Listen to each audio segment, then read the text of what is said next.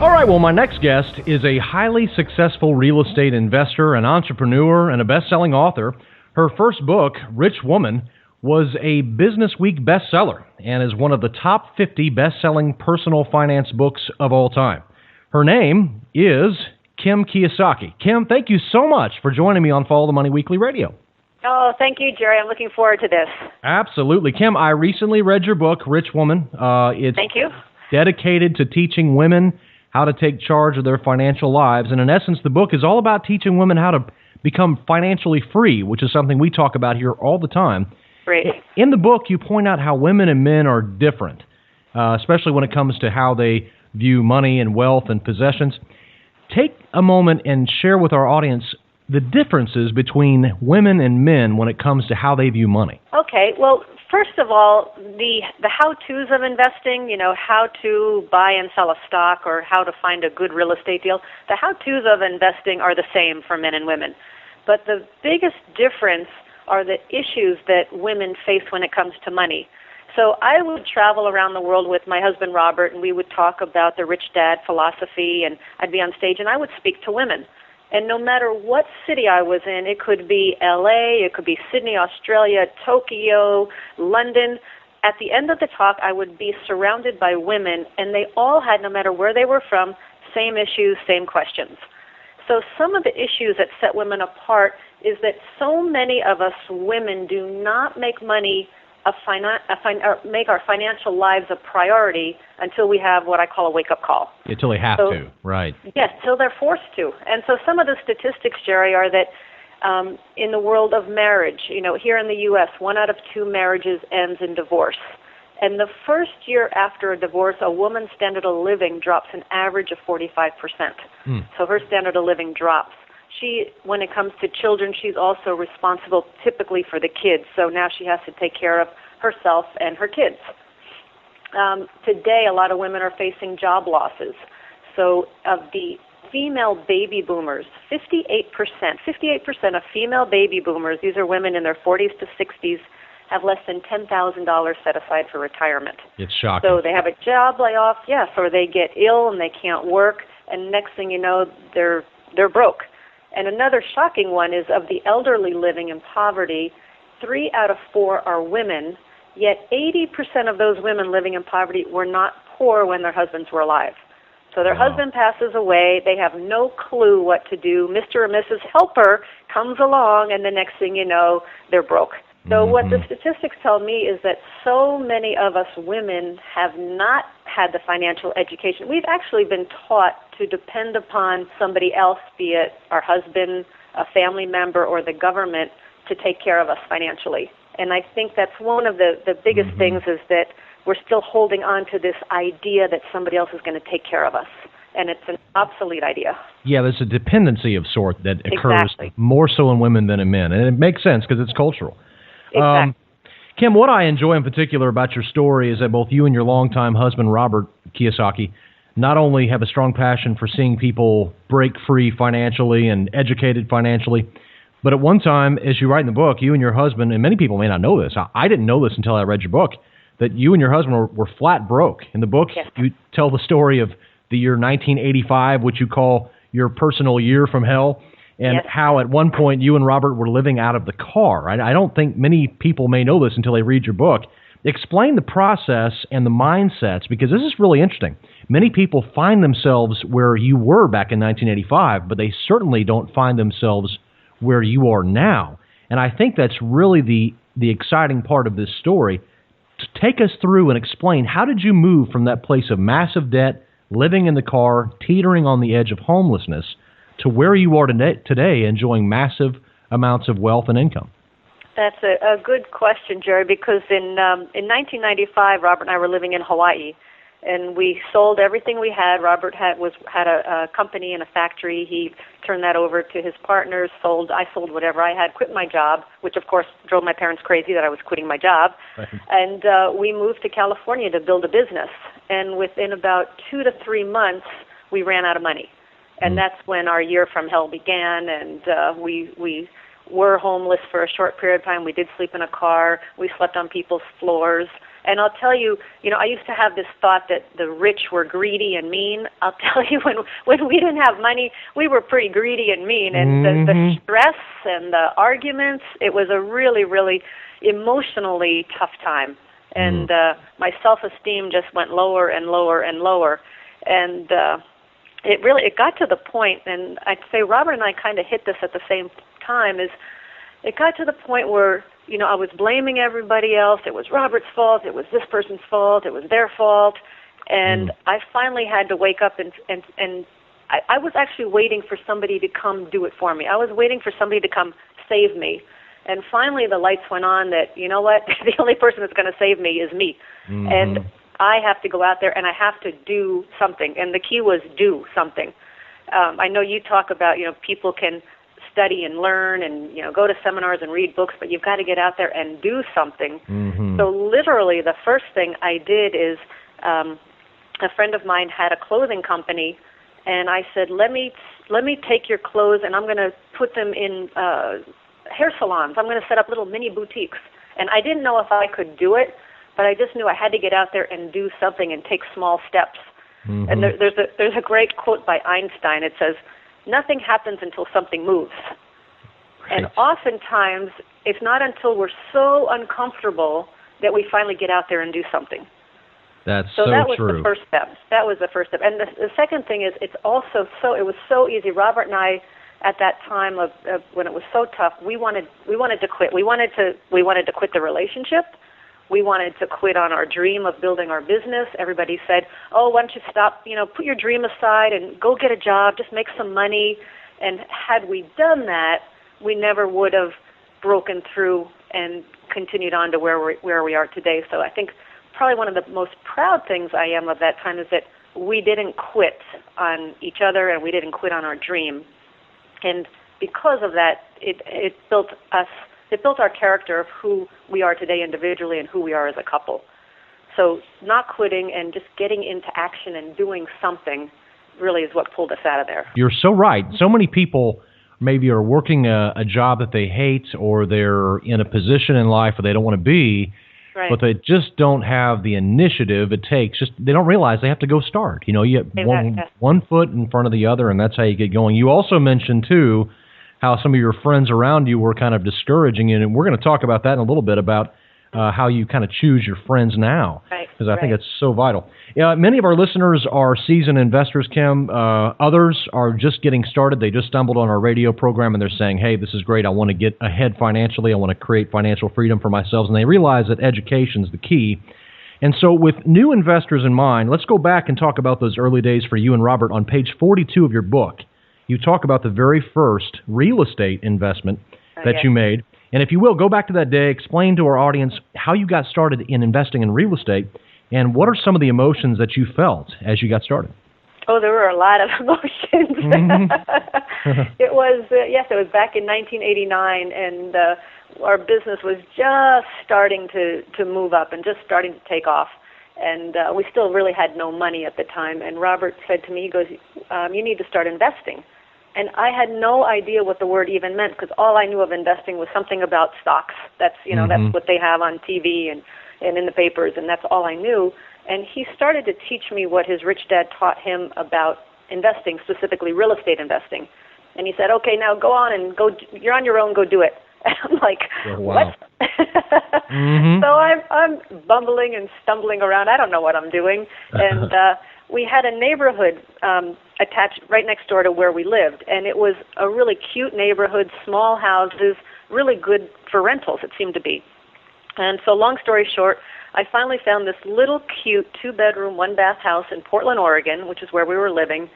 And at the time, it was $45,000. This is back in 1989. And I had to come up with $5,000 as a down payment, which I didn't have. And I talk about emotions. I was scared to death. I didn't know what I was doing. I checked this house. First of all, just putting in the offer was scary, because I had the thought that if I put in an offer and they say yes, I'm stuck. Because I didn't understand that you don't have to take every offer that's accepted. But I found this little house, started doing my due diligence. I checked it up one side and down another, and I was really looking for a reason why it wasn't going to work. I really wanted to find, this is too big a problem, I can't fix it, so that I'd be off the hook. Mm-hmm. But I didn't find it.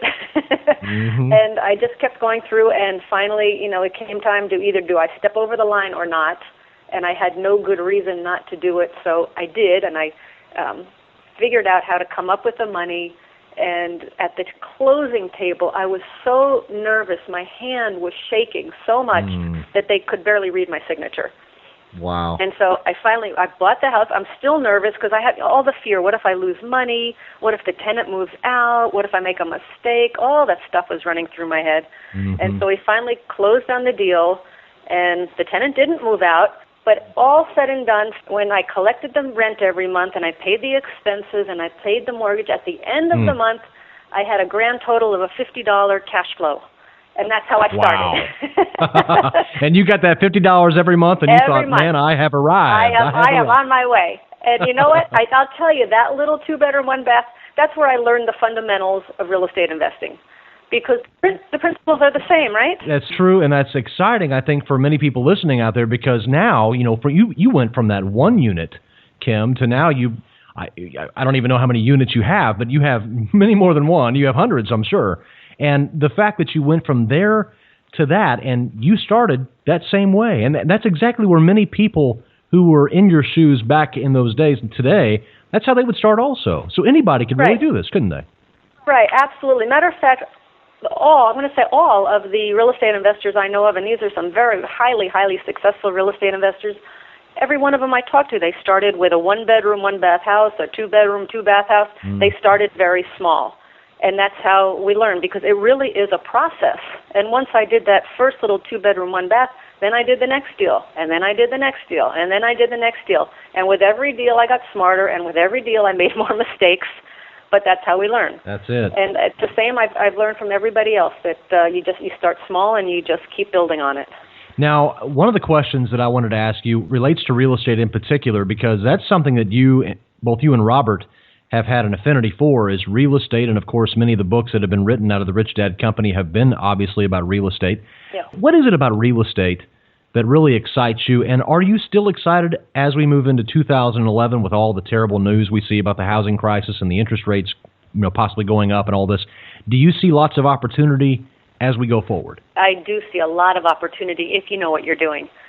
So I got into real estate because that's what Rich Dad did, and so that was my first foray to the world of investing. And I loved real. I took to it. I understood it. It made sense. It was tangible. I had control. I could change the income. I could change the expenses. I could work my debt. I loved real estate. But it's a really good question, because other people out there who are in the world of investing, they may not love real estate. And one thing that I've learned, and especially talking with women, is you've really got to be true to you. And in the world of investing, there's basically 4 asset classes. There's business, there's real estate, there's paper assets such as stocks, bonds, mutual funds, and there's commodities, gold, silver, oil and gas, food, things like that. And so you've really got to do your homework and figure out which of the asset classes you're most interested in, because I think that's a key in terms of how successful you're going to be. Because if you're not interested in it, you're not going to spend a lot of time learning about it and studying it and all that is necessary to become successful. But in the world of real estate, I love real estate. It is my asset of choice. And I think today, with the market still coming down, and I think they're going to keep coming down for at least another 3+ years, there's a lot of opportunity to pick up property at low prices, which of course gives you better cash flow. And again, we're all about buying and holding. We don't flip property. We have, but it's not typically what we do. We buy our property, we hold our property, we rent our property, because every month we love that cash flow coming in. So I think today, given the market where it is, there's tremendous opportunity. I think interest rates will definitely be going up, and we're hedging ourselves for that. We're locking in rates wherever possible. We're setting up hedges for when the rates do go up, and right now you've got to be prepared for that. So one of the things we do, Jerry, is we prepare for the worst. We prepare for a huge market crash. We prepare for interest rates going up. And if it happens, we're prepared. If it doesn't happen, we're still in great shape. So That's why I love real estate. The real estate market right now, I'm in the Houston metro area where I'm at currently. Yes. And as I go out and I take a look, right now it's difficult to get a loan unless you just have impeccable credit and a great W-2 income. And if you're a non-traditional type of home buyer, I'm noticing that in the marketplace right now, there are a lot of people who are trying to sell their homes, and they know that people can't get loans traditionally. Right. So they're opting to do owner finance. They're opting to even we're very open to subject to type of deals or whatever it might be. Do you think that's a good way for people listening to this program perhaps to get started? I think it's a fantastic way, and I'll just tell you that the first 10 to 12 years of my real estate investing, I never used a traditional lender because our credit was so bad, and we had no money. We had no income because we owned our own business, and there wasn't any record of stable income at the time. So I always used creative financing. We did a lot of seller financing. Lease options is another way to go. We also did, and I think we're going to see more and more assumable loans where you buy the property and the loan is attached to the property. I think that's going to become more and more common because the banks don't want to hold the property either. They want to sell it, but they're going to look to people right now who have some kind of a track record, or if they don't have a track record, then look for other ways to get your financing. There's a lot of people using private lenders right now. There's a lot of ways to go, and you might even want to look for a course on creative financing for real estate and learn about the different ways that you can finance property because people want to sell, and people are, as you said, Jerry, they're open to alternative ways of financing. They are. So it's just basically up to the folks to educate themselves and get out there and put one foot in front of the other. Yeah, and you're in Houston. I mean, right now in 2010, we bought a lot of property in Texas, Dallas, Houston, and San Antonio. We like Texas. Oh, we do too. Yeah, we like to buy where there's jobs. I mean, that's one of the key components is you've got to buy property where there's jobs and where there's people and where the economy is growing, and Texas is an ideal place for that. Yeah, I saw the other day Dallas was the leading metroplex area for jobs, and then it was followed by Houston, and so it just continues to kind of lead the country, which is really interesting. And I'm in Phoenix where the market's crashing more, and there's more opportunity here. Well, lots of desperate sellers, Yes, there are. Kim, I used to be a financial advisor in my former life, and I remember getting bombarded with all of the marketing literature, and one of the statistics that I saw constantly was the coming wealth transfer that was going to take place between the baby boomers and their children. But another less popular statistic that many people may not really realize, and you really deal with in your book, and I want to get back to this because we're really wanting to target women here because that's what your book is about. This statistic shows that women are increasingly becoming the chief financial players in their home, and as of 2010, 60%, and you point this out in your book as well, 60% of the nation's wealth is controlled by women. And you also point out in your book that 90% of women alive today will at some point in their lives be solely responsible for their entire financial well-being, for their own families, for their own lives. And considering all that, and considering that many women may not even realize that, what are some of the steps that women can take to get control of their financial lives? Well, you're right. 90% of the women will be solely responsible for their financial well-being, whether it's due to divorce, death of a spouse, or choosing to remain single. And again, it goes back, number one, Jerry, is, of course, financial education. I think actually the first step is to let go of the thought that somebody else is going to do this for you. Number one, that you've got to understand that it's up to you and you've got to take charge of your financial life. And number two is start getting financially educated, listening to programs like this, reading books, going online, going to investment meetings. We have a game called Cash Flow that teaches money and investing. We have cash flow clubs all over the U.S. where people can go and play the game for free. You've got to get out there and really start learning, because one of the keys I see, and I especially hear this from women, is that investing is risky.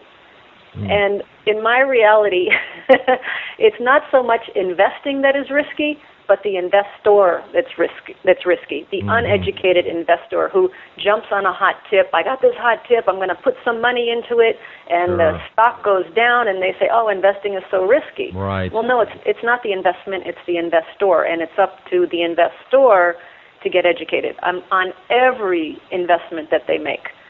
So I'd say you got to get financially educated, but again, not You don't have to dwell on it for years. Get some financial education, and then the next step, most important, is to start small. Put a little money in the game, but put your toe in the water, invest in something. And it could be as simple as a few shares of stock. It could be going out today and buying a 1-ounce silver coin, which is around $35 today. Simple things, but what it does is when you put a little money down, your interest goes up. I don't care if I have $10 down. I'm going to get interested in whatever it is I just bought. That's right. And so all of a sudden you start to see articles in newspapers and magazines. If you buy silver, you'll start to spot, what's happening to silver today, and your interest goes up and your education goes up. So I think part of that financial education is getting some money in the game and starting small. Okay, well, here at our own organization, we are like you, that we're on a mission to help people take steps to become financially free. And we hear the same common objections that you may hear, and you even point these out in your book.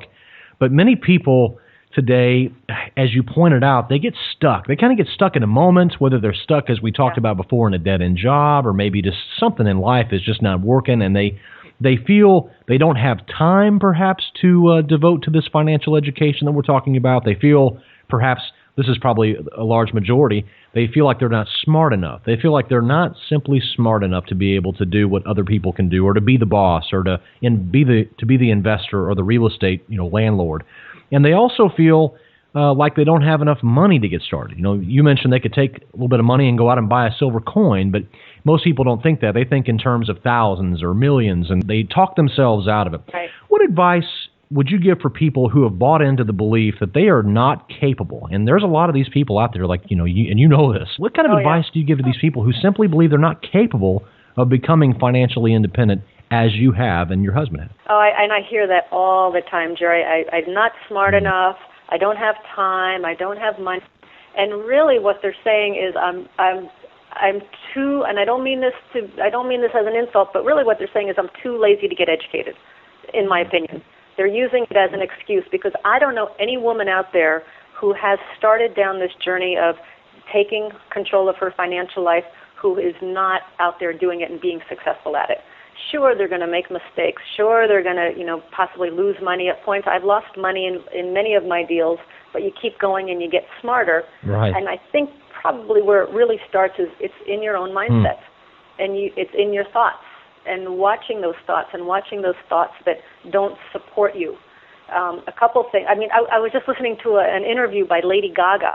Okay, here she is, the number one superstar in the world, right? She says, every day I get up, I still feel like a loser. She goes, I have to tell myself I am a superstar. And here she is making millions and millions, and she's all over the world, and she still feels like a loser. I'm like, well, if she feels like a loser, I think it's very common for us to doubt ourselves constantly. And two of the things I do is I'm constantly watching my thoughts. I'm shifting the mindset. And the reason I say take small steps is because you need those small wins. If I started with a 100-unit apartment building, I probably would have lost everything because I didn't have the experience, I didn't have the knowledge. So I take small steps when I'm ever learning something new, because I need those little wins to build up my confidence. And it's all about confidence. And women out there, they're at all different levels. Some might, if you've just lost your job, your number one priority might not be to invest in real estate. Your number one priority may be to stabilize yourself financially before you take that next step. Because there's two things you can invest in. You can invest money, or you can invest time. And what I always say is, if you don't have the financial education, do not invest any money yet. Invest instead in time, and time is education. And once you've got that education, then invest the money. But it's really starting to believe in yourself. Any woman can do this, and to say that you're not capable, that's a lie. Perhaps some of the people listening would like to get involved in real estate, because I know we did bring that up, and that's one of your, obviously one of the ones that you really like. And I know here in the Houston area, they have a very large club called the Rich Club, which is the Real Estate Investment, Club of Houston, or whatever it is. And that's basically an association of real estate investors. Some are seasoned, others are brand new. I guess every city has something like this. You also mentioned the cash flow. If they want to find out about the cash flow game and how they can find it in their area, can they go onto your website and find that information? Yes, if they go to richdad.com, and I think we just put it on richwoman.com as well, there's a list of clubs that have given us their authorization to list their club up there. And it's interesting because these clubs have no affiliation to us in terms of, we're not working with them. These are clubs that just started on their own because they wanted to get financially educated. They get together on a regular basis and play the cash flow game. We didn't know this at the time. We've now discovered over 3,500 cash flow clubs around the world. Wow. Just sprung up spontaneously on their own because it's a fun way to learn. And it's also, and you know what else is key is that in order to take this on, and again, especially for women, there's a support structure that's absolutely necessary. You've got to have good people around you. You've got to have people that are going to support you in learning and growing. And when times get tough or when you hit a wall, you need some kind of a support structure that's going to be there so that you don't quit, because it's easy to quit. That's actually where I wanted to go next, Kim, because toward the end of your book, you list 9 key steps for women who want to become successful investors. And I think all of these 9 are very helpful. One that I just wholeheartedly, immediately agreed with was key number 6 when you said choose your circle wisely. And I think this is a universal success principle, especially, anybody who's tried to lose weight at some point and they have somebody nagging them saying, you can't do that. Why are you trying to do that? Or somebody who's trying to start a new business and they have their employee friends saying, just go, like as you mentioned, go back and get a job, be safe. Right. It's so important to surround yourself with positive people. And I think you would really benefit our audience by sharing with them, how do you go about now personally choosing people to allow into your circle? That's a really good question, because I made the decision years ago to get the negative people out of my life. And it's not the easiest thing to do, because sometimes they might be family members or they may be friends. And, I didn't just cut them off completely, but I choose not to spend much time with them at all.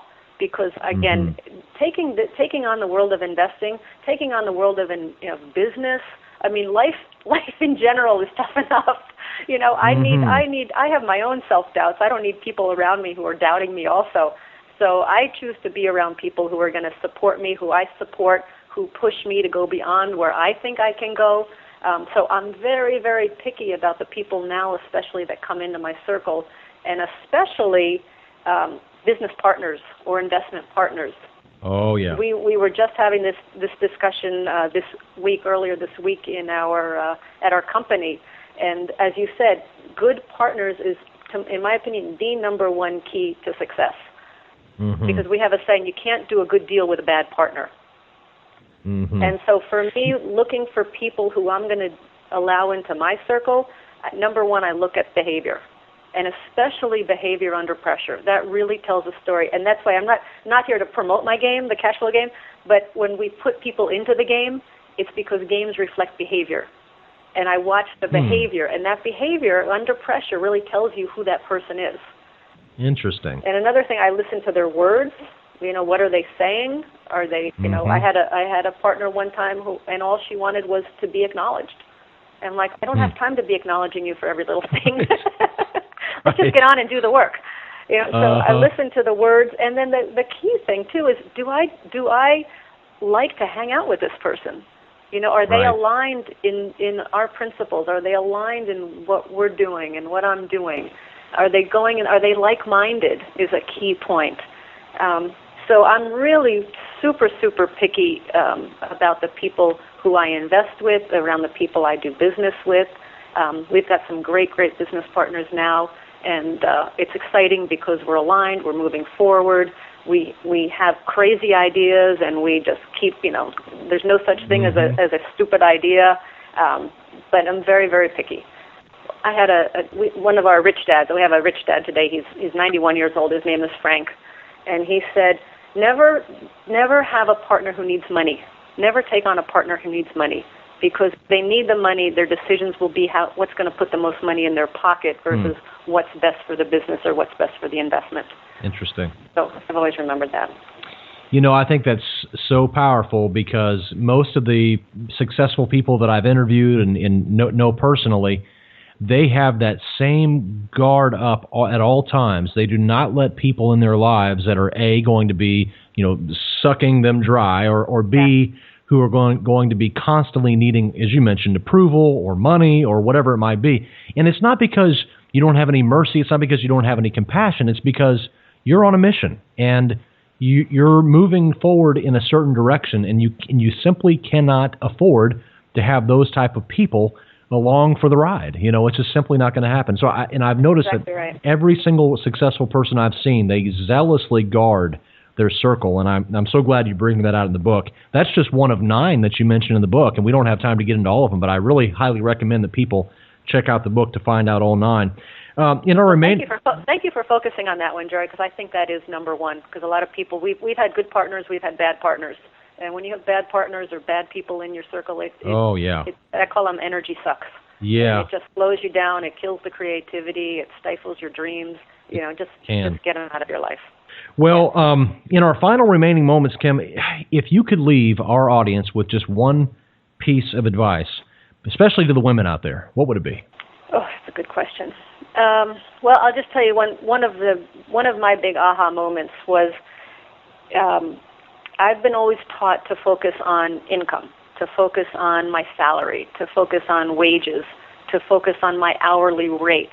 And you work up to get a salary raise or increase your hourly rate, work more hours. And it was always about how to work hard for money. And I was always brought up that way, focus on income, focus on income. And the shift for me, because in the rich dad, rich woman world, we talk about assets versus liabilities. And an asset is something that puts money in your pocket, whether you work or not, like real estate, like stock dividends, things like that. So the shift for me came from, instead of focusing on income, I started focusing on acquiring assets. And people today, and you mentioned, Jerry, that some people listening, they're just starting out. And an asset does not need to be a complicated thing. And I'll just give you a couple of examples. Friends, in our company, we're doing our own ebooks. We're publishing our own electronic books. And so our team spent months and months and months learning how to do this. They've done it. It's successful. So one of the guys in our company put out a 20-page booklet on how to publish an ebook. Put it online. Within days, he's making money on this ebook. He's now making like $200 a month from this little 20-page ebook. Wow. It's an asset. The ebook is an asset. Or the women will love this one. I have a friend, she loves purses. She loves designer purses.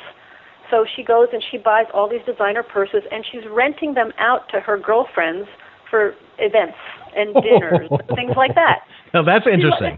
Isn't that great? I mean, she loves purses, so she's turned her liability, which is a purse, into an asset that she's now making money off of. That's smart. So it doesn't have to be complicated. It's just look at things in your life that it could be knowledge, it could be a physical thing that you can take and turn into an asset that would pay you money every month.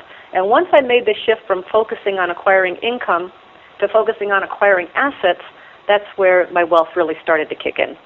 Yeah, I can certainly see that. And that also is part of that shift from being a consumer all the time to a producer. You begin to think more like, how can I produce wealth? How can I produce jobs? How can I produce more income? Instead of how can I consume more? How can I spend my income? It's a shift that occurs in your mind. And I think that you have done a fantastic job with this book. I know that our audience, especially the ladies out there, not that the men wouldn't benefit, because I did from reading it, but the women in particular would really benefit from this book. If our audience would like to learn more about you and your book and the things that you're doing on a consistent basis to help educate the folks, how can they do so?